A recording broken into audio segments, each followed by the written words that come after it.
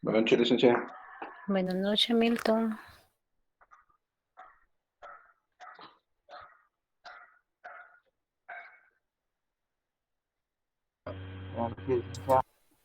Buenas noches, Josué.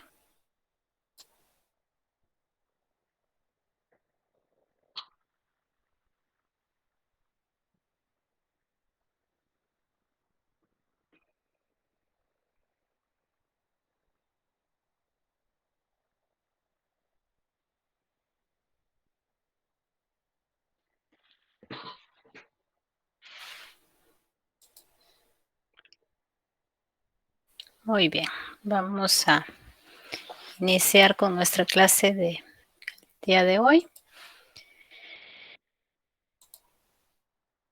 ¿Se recuerdan de qué platicamos la última vez, la última clase? ¿Cuál era la temática?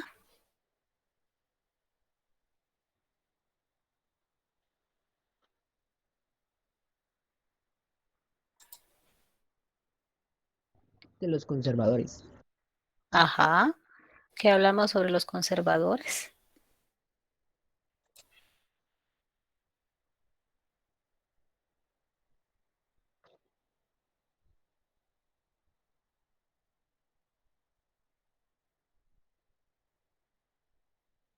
Ay Dios, hay que leer, hay que ¿Cómo se leer. fue formando la república o cómo se lograron la república? Ujú. Y que ¿Cuándo era se un, funda? A ver, Wagner, ¿qué iba a decir?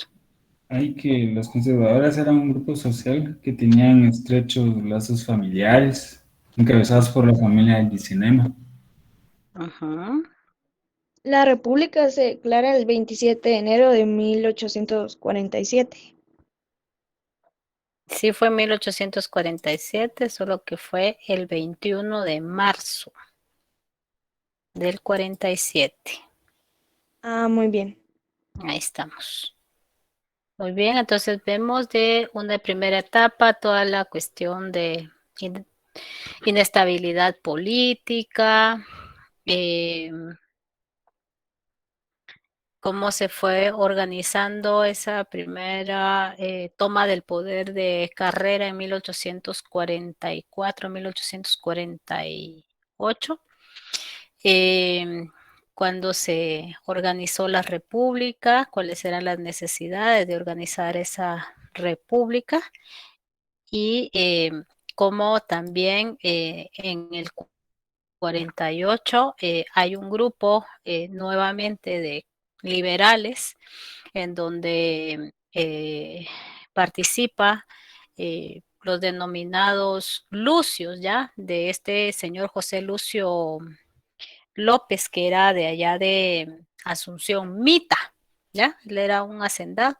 Y alrededor de él se aglutinaron algunos de los montañeses que habían apoyado en un principio a Carrera y que le reclamaban que ya no defendía sus intereses, sino que defendía los intereses de los conservadores. Entonces hay una reorganización. En el 48 se volvió a declarar el estado de los Altos. También hay otra situación que los que tomaron el poder, esos liberales que tomaron el poder por un breve tiempo, eh, hicieron diversos decretos para sacar a Carrera, quitarle la nacionalidad, también no dejarlo entrar al país. Entonces, algunas cosas que fueron minando, como debilitando a Carrera en cierta medida. Entonces, hay un autoexilio de Carrera en México, ¿ya? Pero nuevamente se reorganiza, entra a Guatemala con un fuerte grupo de colaboradores y pasa sometiendo al Estado de los Altos, fusiló a los dirigentes y reintegra nuevamente a Guatemala, pero esta situación todas esas personas que le habían declarado prácticamente la guerra, pues salieron huyendo de Guatemala y se exiliaron en El Salvador, algunos y otros en Honduras. Entonces, esto va a marcar esta segunda etapa que vamos a tratar de analizar el día de hoy por diversas circunstancias, ¿ya? Entonces, la otra etapa del régimen conservador. Este es el pueblo de San José La Arada, en Chiquimula. Veamos bien la topografía del lugar. Este es un llano y rodeado por cerros, ¿ya? Entonces, se recuerdan que cuando Carrera se trasladó a vivir al oriente del país, los diversos trabajos que realizó como puerquero, como trabajador agrícola y de haber participado en las guerras federales, fueron despuntando las habilidades de guerra.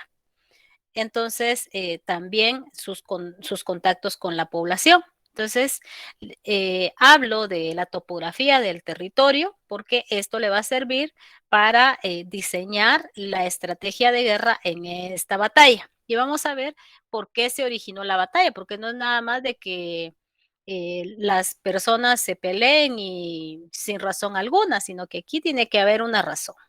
Pues vamos a analizar, son varias. Resulta de que en El Salvador, en Honduras, luego de la disolución de la federación, se establecieron gobiernos de corte liberal. Y se recuerdan ustedes que la República Federal era un proyecto liberal. Entonces, estos gobiernos impulsados por esos exiliados que se fueron en 1848 para El Salvador y para Honduras, entonces comenzaron a reavivar ese sueño de declarar nuevamente la República Federal. Y entonces veían a los estados de Guatemala y de Costa Rica como los que no dejaban que eso se realizara. Entonces, envían a un contingente. A este proyecto invitan también a Nicaragua, pero Nicaragua tenía sus propios problemas y rechaza la invitación que le habían realizado los gobiernos de Honduras y de El Salvador. Y recuerdan ustedes de que Nicaragua y El Salvador fueron siempre las repúblicas más renuentes para integrarse a la federación. Y entonces aquí vemos de que El Salvador y Honduras eran los impulsores nuevamente de reactivar ese pacto federal. Entonces, los exiliados que habían salido de Guatemala en el año 48 fueron protegidos por el entonces presidente de El Salvador, José Vasconcelos, en contra de las reacciones que hubiera tenido Carrera en contra de ellos, ¿verdad? Entonces, esto hizo de que las poblaciones, El Salvador viera con recelo la situación de Guatemala. Entonces, se desarrolló toda una campaña de periodística, principalmente porque José Francisco Barrundia era uno de los exiliados que estaba en El Salvador y tenía a su cargo un periódico en donde informaba de las situaciones, lógicamente bastante exageradas, sobre la realidad que estaban sucediendo en Guatemala, de la situación conservadora y de que Guatemala estaba tratando de regresar a la época colonial, etcétera, etcétera, ¿no? Entonces, y que no dejaba que la gente progresara, según la teoría que tenía en su momento aquí El Salvador. Entonces, esto, ¿sí, Giovanni iba a decir algo?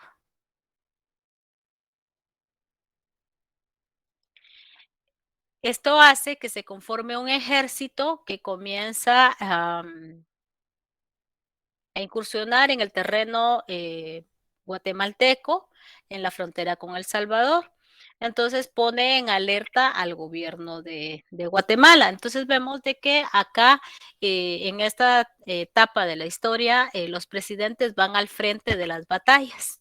¿Ya? Entonces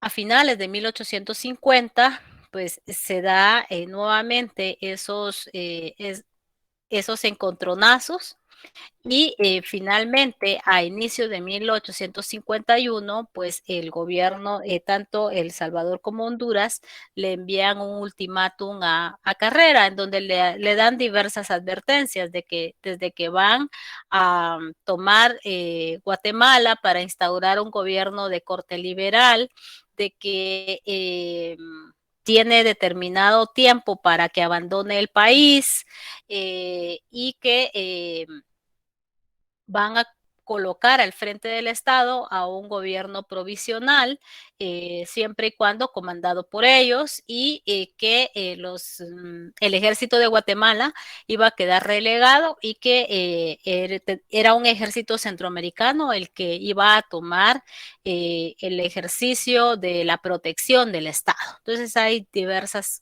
situaciones que le dicen en el ultimátum, pero cuando ese ultimátum llega a la ciudad de Guatemala a finales de enero de 1851, ya Carrera estaba en el área de Santa Rosa, organizando nuevamente a su ejército, ¿ya? Que era de muy pocos elementos. Se hablan de cantidades de la combinación de Honduras y El Salvador, que eran aproximadamente 4,000 elementos y mejor armados, también con caballos, ¿ya? En cambio, acá hablan de una cantidad de 500 soldados. Entonces era una desventaja, pero lo que más relevancia toma para el caso del ejército de Carrera es la técnica de guerra que se utiliza. ¿Ya? Entonces, aquí es nuevamente el área de la arada y la técnica es atraer al enemigo al campo de batalla que conocía perfectamente Carrera y sus soldados. Entonces se distribuyen en 3 grupos que rodean el territorio y entonces la técnica era primero distribuirse en la explanada, luego que Carrera se ofreciera como carnada para atraer al enemigo y fingir una huida. Y al fingir la huida, entonces provoca en el enemigo una persecución. Y entonces de esta manera poder rodearlos y incendiar los montes para que se creyera por parte de los enemigos de que lo que escuchaban eran disparos. Y entonces de esta manera, pues entonces tratar de someterlos. Situación que efectivamente sucede, pero desde una larga batalla en ese día, que fue el 2 de febrero de 1851. Entonces, esta batalla que se le conoce históricamente como la batalla de la Arada, es analizada como una de las estrategias de guerra mejor organizadas durante el siglo XIX y como una estrategia militar muy fuerte, en especial en las escuelas militares de Estados Unidos y de Francia. Entonces, pues es la famosa batalla de la Arada que tuvo repercusiones en los escenarios políticos, tanto de Centroamérica, la consolidación de Carrera como jefe de Estado, también como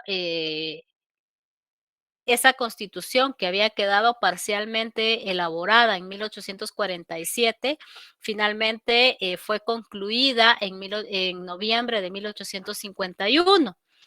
Y a raíz de esto, en Centroamérica a Carrera se le tuvo como un caudillo, hegemonía política a nivel centroamericano, y también acá se aplastó por determinado periodo hasta 1869 ese sueño de reorganización de la toma del poder por parte de los liberales.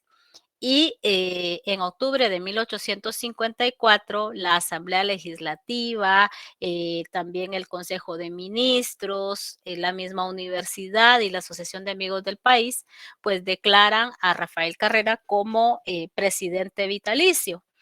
Y este fue una manera de reconocer los méritos militares y también por parte de las clases conservadoras de mantenerse en el poder, además de que le tenían miedo. Y a nivel América Latina, pues fueron decisiones que fueron tomando los diversos estados, por ejemplo, México, en el caso de Argentina, o sea, no, Guatemala no fue un caso único de declarar a un presidente vitalicio. Y este cargo lo ejerció entre 1854 a 1865, que fue cuando finalmente falleció. ¿Ya? Entonces, las repercusiones fueron a largo plazo. Y también hay cierta estabilidad en la cuestión económica, se da mucho la acuñación de moneda, a esta moneda se le conoce como la moneda carrereña, ¿ya? Eh, esta es ¿cómo se llama? El rostro de Carrera, y entonces en el caso de El Salvador, las monedas eran contramarcadas, ¿ya? Principalmente tratando de borrar el rostro de Carrera. Entonces eso también provoca reclamos. La cuestión de la batalla de la Arada no quedó solamente ahí, sino que Carrera ocupó El Salvador hasta casi llegar a San Salvador, persiguió a los grupos rebeldes hasta que destituyeron al presidente Vasconcelos y colocaron a uno que firmó unos tratados de paz con Guatemala, ¿ya? Para que dejara de inmiscuirse El Salvador en asuntos políticos ya de la República de Guatemala. Ese era el objetivo de esa toma de Carrera. Entonces, además de que también en 1853 persigue a otro contingente en Honduras y toman hasta el fuerte de Omoa. O sea, esta situación de esa inestabilidad política se mantuvo. Y ahí hay varias vicisitudes que ustedes van a estar analizando en el, ¿cómo se llama? En el eh, documento, en el capítulo 16 que ustedes tienen. Marlen. Licenciada, sí, una consulta.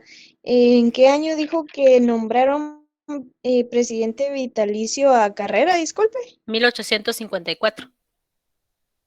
Muchas gracias, licenciada. Muy bien, ¿alguien más? ¿Hay alguien en la actualidad que aún sostenga lo del presidente vitalicio? No, no, solo en cuestiones democráticas no. Ahora en asuntos dictatoriales todavía hay algunos países que sí, pero acá no. En caso como China. Como reconocer a Kim Jong-un abuelo, algo así. Ujú. Pero en acá ya no. Bueno, Ok. muy bien. Otra de las cosas que sucede en este periodo es la colonia belga que se estableció, los primeros tratados. ¿Se recuerdan ustedes que cuando estábamos viendo la República Federal, Mariano Gálvez había firmado tratados con Inglaterra para establecer una colonia inglesa en el norte del país, dándole todas las prioridades, ¿no? Entonces, acá el Estado nuevamente, en 1840, se hicieron los contactos para fomentar primero era con el gobierno de Bélgica y posteriormente fue con una casa comercial para que llegaran colonos a la región primero era las Verapaces y después se determinó que ya no iban a ser las Verapaces, sino que tenía que ser la región de la bahía de Santo Tomás, porque cuando Carrera vio las condiciones en que se estaba dando en la concesión, no estuvo muy de acuerdo, entonces cambiaron las condiciones posteriormente. Y el tratado era para construir ese puerto que le permitiera la salida a Guatemala sobre el Océano Atlántico y que vinieran diversos colonos, ¿ya? Entonces, primero era infraestructura física, o sea, todas las condiciones para el puerto.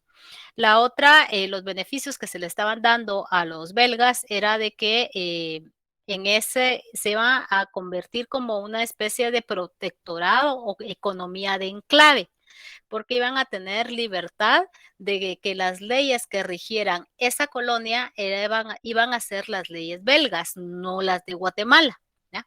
Entonces se le estaba dando beneficios, explotación a perpetuidad, y estos señores tenían que pagar 16,000 pesos al Estado de Guatemala por tener la concesión de el territorio. Además de que una de las cláusulas del tratado era de que como estos señores, los belgas, eran de religión protestante y el Estado de Guatemala y ahí era un Estado católico, entonces tenían que convertirse al catolicismo y a cambio iban a tener autonomía total. Los primeros colonos comenzaron a llegar en 1844 y se echó a andar la colonia belga en la bahía de Santo Tomás. Esta fue parte de la infraestructura, pero resulta de que y se les otorgaron según eran tierras baldías. Entonces, las condiciones del territorio eran distintas a cómo los belgas lo percibían estando allá. Y llegan herreros, maestros cerveceros, distintas profesiones, pero se vinieron a encontrar con una naturaleza totalmente inhóspita y las cuestiones climáticas también. Entonces, para no hacerles tan larga la situación, para 1863 ya se consideraba de que esta colonia había sido un fracaso.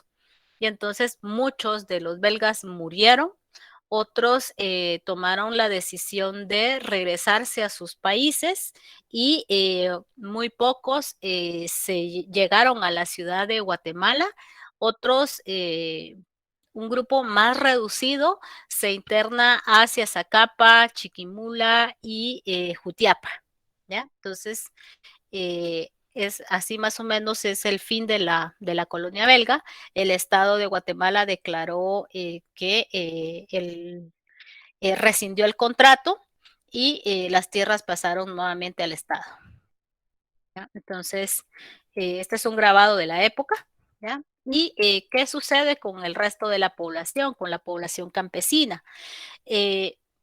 Hay una carrera en una primera etapa y a partir de 1855 se registra la siguiente etapa. Entonces, hay diversas formas de tenencia de la tierra que se comenzaron a respetar con la llegada de los conservadores al poder, porque recuerden ustedes que muchos de los problemas de la cuestión de los liberales, había sido la manera en que tan agresiva en que se cobraban los impuestos y que se les estaban quitando las tierras. Entonces, el censo enfitéptico no es que se haya desaparecido, sino que trató de regularse de una manera más selectiva. Otra, de que las expropiaciones tan agresivas como se habían mantenido con los conservadores, pues se detuvieron. Entonces, esto hizo de que la población indígena tuviera cierta estabilidad. ¿ya? Entonces, la economía, una economía de subsistencia, pero por lo menos se habían detenido las prácticas liberales. Entonces, ya con eso ya era bastante. También el sistema es de autoconsumo, y las propiedades de la población que tenía sus títulos fueron respetadas. Entonces, esto marcó cierta simpatía hacia el gobierno de Carrera. Entonces, vemos a Puebla. Esta es esto es Totonicapán. Santa María también Totonicapán. Entonces, la situación se mantuvo en cierta medida. Ahora, a nivel nacional, tenemos unas finanzas sumamente frágiles. Comienza a cobrarse ya impuestos a la producción de chicha, o sea, los destiladeros de chicha. En el área de Villanueva estaba establecido en territorio que hoy sería Bárcenas, porque era una finca que se llamaba Bárcenas. Allí estaba uno de los grandes destiladeros de chicha. Entonces ya se concesionó ese destiladero a una familia que es de apellido Botrán. ¿Les dice algo ese apellido? Ahí comenzaron con la producción de el licor, ¿ya? Entonces, una economía sumamente inestable y las casas comerciales a nivel internacional, pues dando préstamos. Y hay un personaje que llega a Guatemala procedente de Alemania, se llamaba Carclé, que le comienza a prestar al Estado y el Estado a cambio pues les da diversas concesiones. Entonces una de las concesiones fue también la producción de grana cochinilla y la iglesia recupera sus privilegios que había mantenido hasta 1821. ¿ya? Entonces tenemos ¿conocen este arbolito? El nopal. Los nopales, ¿ya? Y entonces en este arbolito viven este insecto que se llama cochinilla. Entonces tiene que ser, la cochinilla tiene que tener unas condiciones climáticas favorables, que no haya mucha lluvia, que sea entre un clima tropical, no tan caluroso, pero tampoco tan, ¿cómo se llama? Tan Sería extremo, cálido. que le permita vivir. Entonces, es un tinte de origen prehispánico, ¿ya? Y que es traído a Guatemala. Y entonces, este es de un códice mexicano, y aquí aquí está cultivando, y este es el animalito que vive en el nopal. Entonces, el animalito es colocado acá, y luego ya cuando está grande, ya es retirado, se pone a tostar, y luego se muele, ¿ya? Para obtener el color, el tinte rojo. Aquí ya está en proceso, ya se está tostando, ya listo para ser molido. ¿ya? Entonces, las regiones que tenían más condiciones para que sobreviviera el animalito, o sea, y el nopal, era principalmente el centro. Y también, cuando les digo centro, les digo Amatitlán, Canales, Villanueva, Petapa, San Vicente Pacaya. Entonces, estos son territorios que fue como la gallina de los huevos de oro que sostuvo el régimen conservador. Ya desde 1835, con el gobierno de Gálvez, se le declaró a esta región como un distrito independiente, pero para ser administrada de una mejor manera, se declaró el departamento en 1866 a 1835. ¿Ya? Más o menos. La mano de obra, es muy poca mano de obra que se necesita para la producción de la grana. Este fue el departamento de Amatitlán. ¿Ya? Para aprovechar de una mejor manera las ganancias que produjera desde el Estado la administración de la grana cochinilla. Habían otras regiones como la antigua Guatemala, que también fue de muy buena calidad, y en el área de Salamá también se produjo grana cochinilla.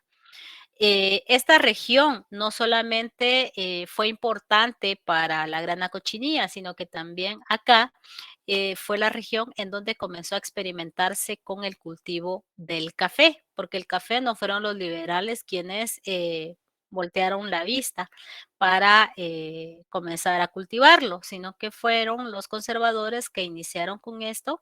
¿Ya? Entonces, eso lo vamos a ver aquí. Entonces, en 1852 hay una gran crisis, ya en los mercados internacionales ya no había mucha demanda sobre la grana, porque se inventan los tintes artificiales, y para la producción en Guatemala se produjo un gran temporal, y esto tuvo repercusiones en que se pudrieron las nopaleras, y las condiciones en que la gente estaba produciendo eran condiciones insanas. ¿Ya? Entonces tenemos una crisis, la eterna crisis económica, pero de una manera más fuerte. Con respecto a la iglesia, les decía de que recuperaron su hegemonía, que habían mantenido hasta la época colonial, y entonces, pero ahora mediada por Carrera, eso sí.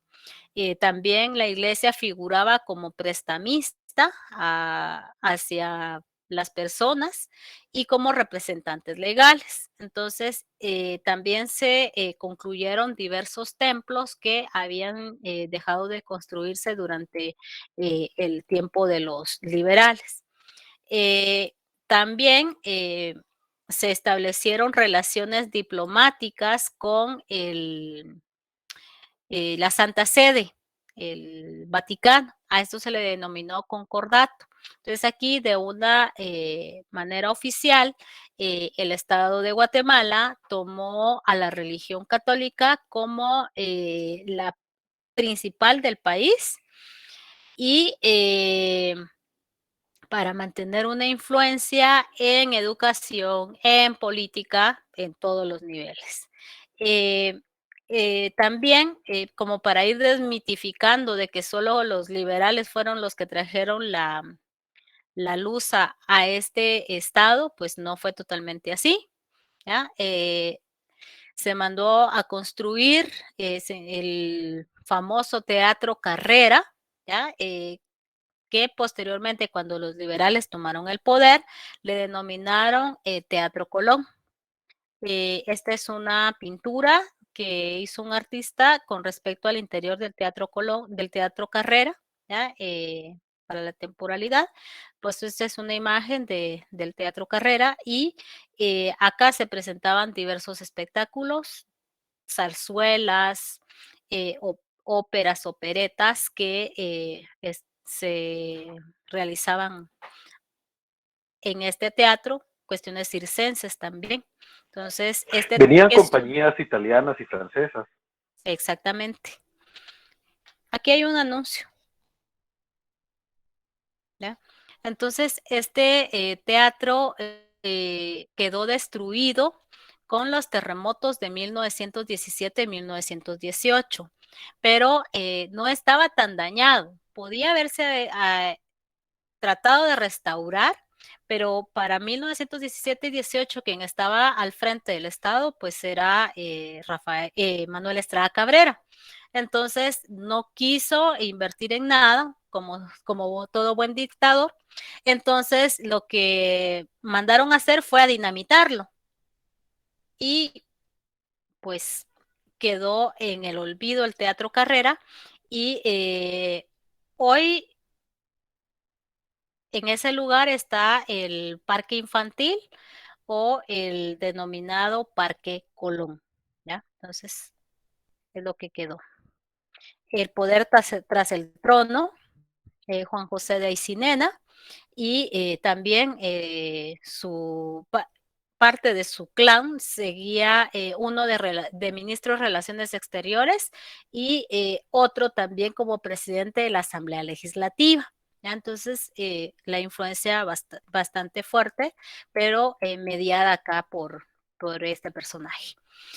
Además, tenemos en la cuestión educativa, la influencia se reflejó bastante con la cuestión de la ley Pavón. Esta ley Pavón, pues lo que se establecía de la situación era el punto de vista providencialista bastante presente dentro de la educación, toda la cuestión como la moral y la ética bastante fuerte. Y también pues se dio apertura a ciertas escuelas, pero en manos de la iglesia, ¿ya? Y se dio el retorno de la orden de los jesuitas. Entonces, parte también para que tuvieran un poquito más de control sobre el Estado. En cuestiones de política, les comentaba cuando hablábamos de la batalla de la Arada, de que Nicaragua rechazó la participación en ese combinado de fuerzas en contra de Guatemala y la rechazó porque Nicaragua tenía sus propios problemas. Resulta de que León y Granada siempre con problemas, ¿no? Y estaba en la presidencia de Nicaragua, José Frutos Chamorro. Y entonces resulta de que este señor, los liberales de León no estaban muy de acuerdo. Entonces establecen contactos con William Walker de Estados Unidos, representante de los estados esclavistas. Aquí hay algo fundamental. Resulta de que Inglaterra, para esta parte del siglo XIX, era la potencia imperialista, pero ya Estados Unidos estaba terminando su guerra en contra de sus guerras de secesión, entonces ahora se planteaba expandirse hacia otros territorios. Entonces, en este sentido, aprovecharon la invitación que hacen los conservadores de Nicaragua para llevarlos a su territorio y entonces ven el potencial que tenía la región para establecer una colonia, para la apertura también de un canal interoceánico que conectara a los dos océanos utilizando el río San Juan. Entonces, este proyecto, Walker lo ve muy viable, destituye al presidente y se nombra presidente y toma la decisión de establecer una colonia esclavista en Centroamérica. ¿Ya? Entonces, recordémonos que este canal finalmente se construyó en 1899 en Panamá. Entonces, ellos decían y aseguraban de que los centroamericanos era una clase mestiza que no respondía a los intereses de una clase superior, la blanca, que iban a ser ellos, y que tenía que trabajar población negra, ¿ya? En estos territorios que obedecieran y que rindieran. las ganancias económicas que pretendía.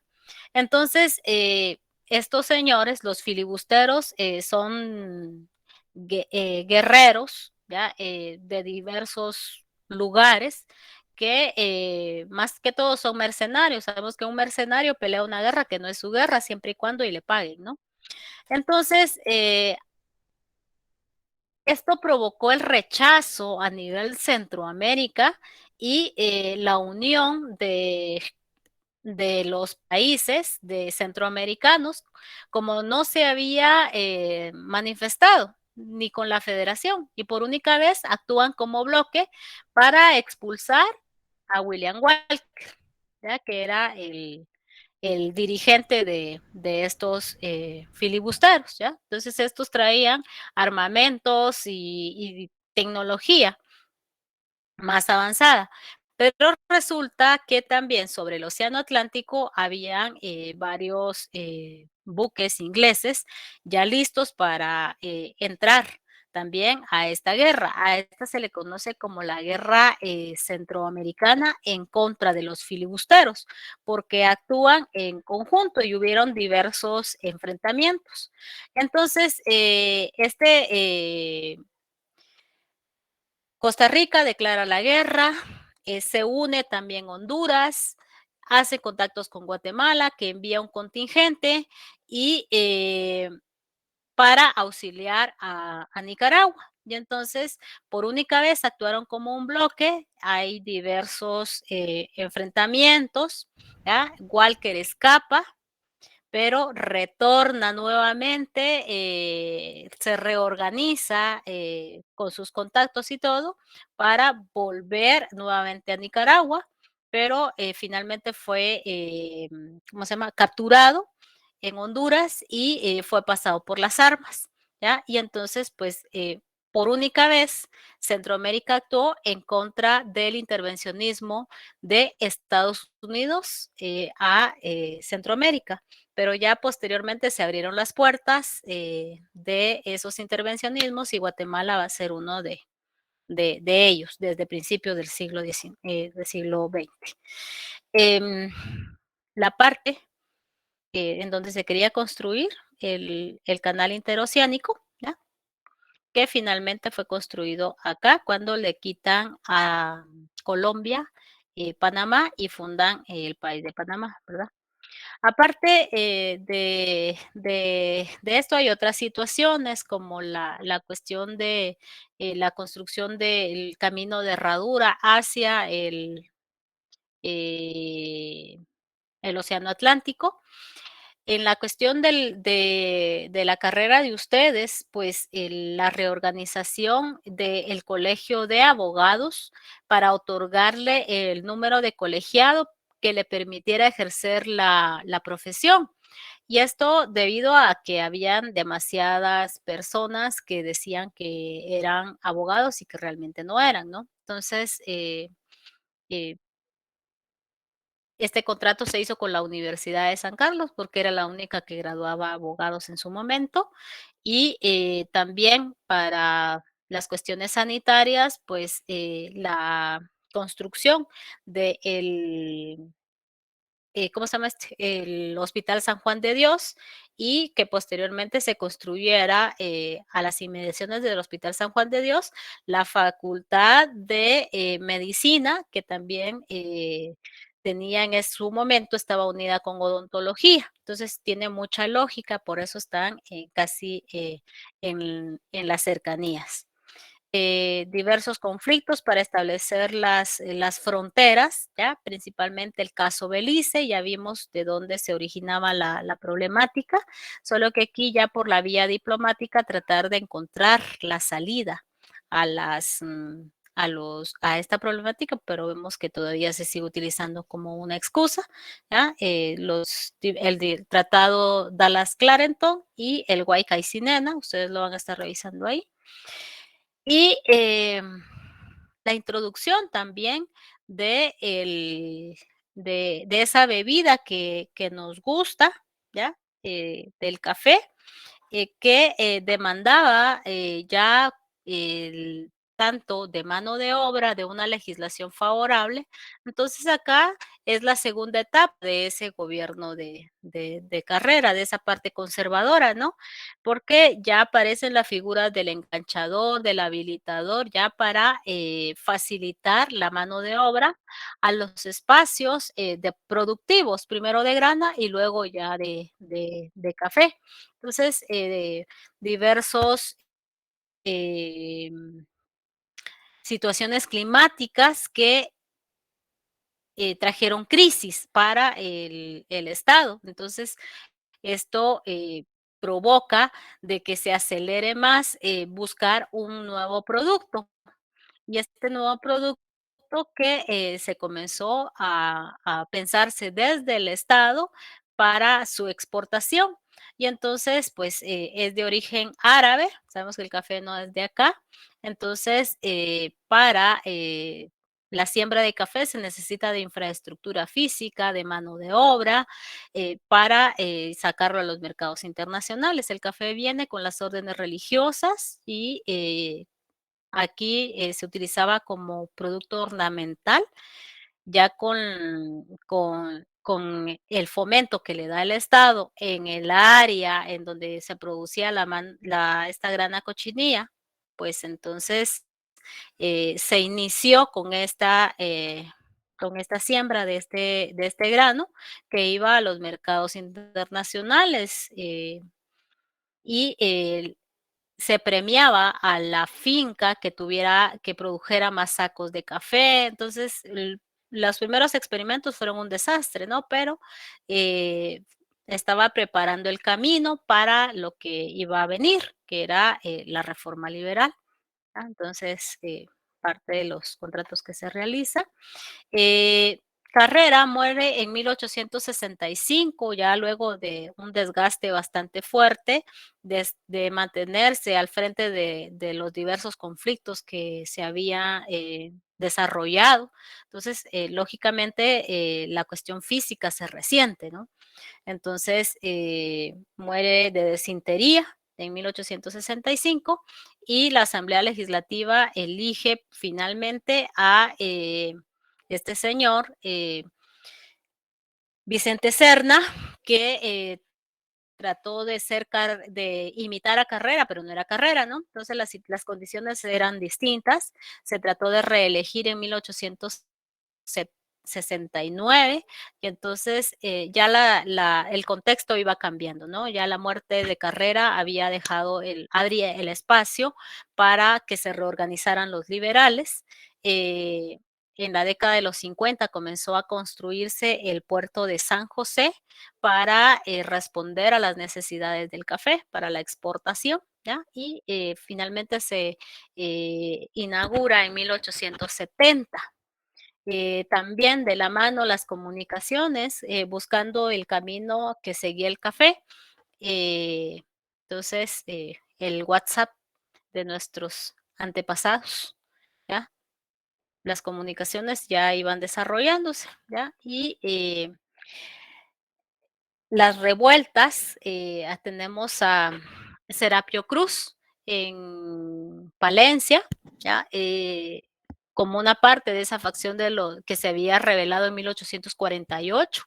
Y aquí, pues ya con un proyecto un poco más definido, pero los cabecillas que pasaron a protagonizar en cierta medida el movimiento, se autoexilian en México, se compran armas y planifican la toma del poder eh,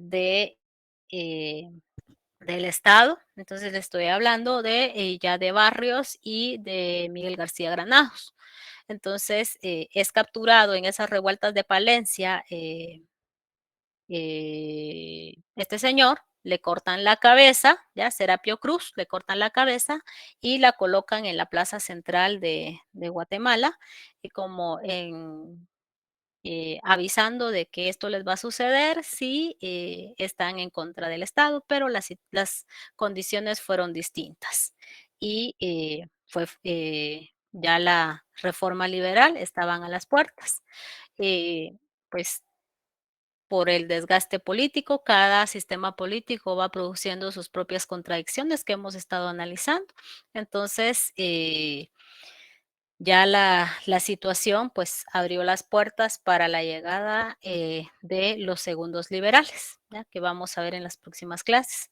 Y si ustedes tienen tiempo para los días de noviembre, 1 de noviembre, se abren las criptas de la Catedral Metropolitana y entonces uno puede entrar y hay diversos personajes de los que hemos estado hablando que están sepultados en las criptas de la Catedral Metropolitana.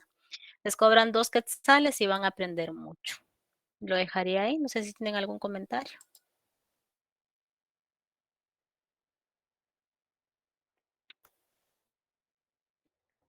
¿O todo está claro? Yo les quería contar que la cochinilla aún se usa y si alguna vez han tomado algo que sea de color rojo y sobre todo jugos de fruta, es cochinilla. No es fresa, no es arándano, no es mora, es cochinilla. Es Y no se comestible. asusten, es normal. Muchas gracias. Yo sabía más que todo en las cuestiones de los textiles. En Salamá todavía he visto que hay mujeres que la muelen y como todavía hacen hilo, entonces tiñen las lustrinas, ¿ya? Con cochinilla aún. Gracias, Aníbal. ¿Alguien más?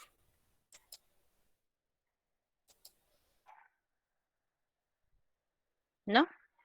Pues bueno, jóvenes, entonces que tengan buen descanso, lean por favor y yo les voy a ir subiendo estas presentaciones para que son de apoyo, ¿ya? Entonces vayan leyendo. Que tengan feliz descanso. Cuídense Buenas mucho. noches, licenciado. Gracias, licenciada. Gracias, Feliz noche. licenciada. Buenas Feliz noche. Feliz noches. noche, Liz. Gracias, Buenas Liz. noches. Igualmente, licenciada, gracias. Buenas noches.